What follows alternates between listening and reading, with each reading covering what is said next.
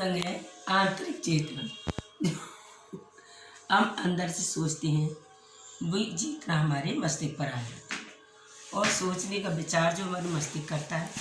जैसे हम संसार में हम जीव सभी प्राणी पंथ यात्री हैं और कई जन्मों से हम यात्रा करते आए हैं। कई जन्मों का अर्थ क्या होता है कि कितने जन्म हमारे यू हुए हैं। तो एक तरह की ये आंतरिक चेतना या यात्रा करना भी एक हमारी आंतरिक चेतना है। आज भी हम यात्रा कर रहे हैं, परंतु अफसोस है कि पुराना बिस्तर तो हो जाता है और भूल जाते हैं, भुला सकते हैं। हमारा मन जो भुला सकता है, परंतु सूक्ष्म तत्व इसे नहीं भुला सकता। सूक्ष्म का मतलब क्या होता है? जैसे छोटा प्राणी वो बोल नहीं सकता, देख नहीं सकता। ये इसका अंतर क्या हुआ?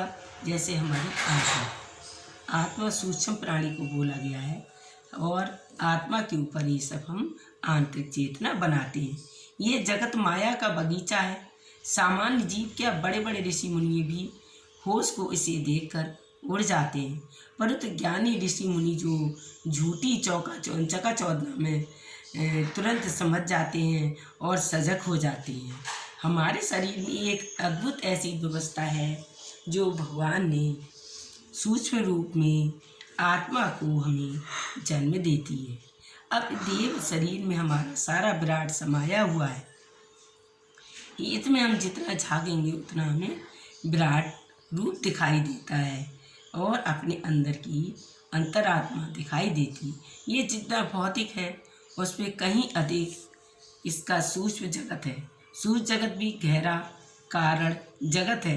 न जाने कितने केंद्र, न जाने कितने चौराहे, न जाने कितनी नदियाँ और न जाने हमें सूक्ष्म रूप अपने अंदर दिखाई देते हैं।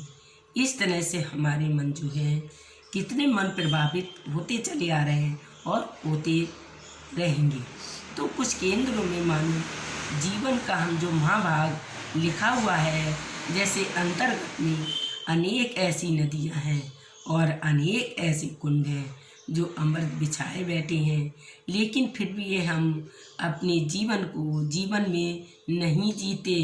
अगर हम चैतन्य हैं तो हम जागृत होना चाहिए और महसूस करना चाहिए कि हमें अपनी दिव्यता क्या है।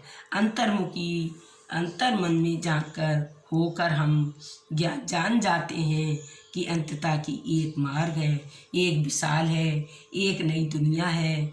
एक पल जागना है, एक पल सोना है और एक पल इसी को हम शक्ति के द्वारा जगा सकते हैं, समझौता भी कर सकते हैं और इस जीवन को हम जी भी सकते हैं। हम कभी ध्यान नहीं देते हैं।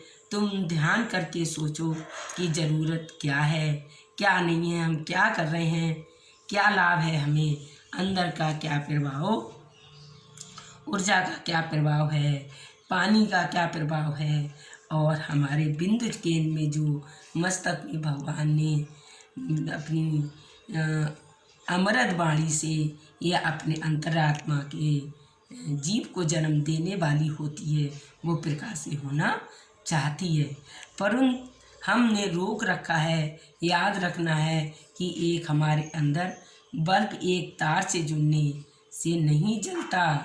तुम अपने भीतर को जीवन धारा को अंतर्गति के तार को जोड़ो, तभी अपना अंदर और बाहर का तार आपके अंतरात्मा से जुड़ सकता है। जैसे दोनों जीवन की ऊर्जा को हम बाहर अंदर ले जाते हैं और लाते हैं, तो दोनों तारों को नहीं जोड़ेंगे तब तक बल्ब नहीं जलेगा। जैसे तेरी तीसरी आँख के खुलने से बाती जगत में को ब्रह्मांड के सत्यों को खुलासा हो जाता है, इसी प्रकार से हम अपने अंदर और बाहर के अंतरात्मा को बल्ब को जलाएं और तीसरी आँख न खुलने दें। ऐसे ही हम सत्य विचार और सत्य आंतरिक चेतना को जगाने की कोशिश करें।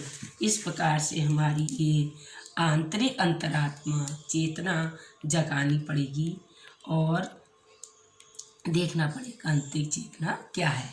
इस तरह से हमने आपको आज सत्संग सुनाया है और आंतरिक चेतना के बारे में बताया।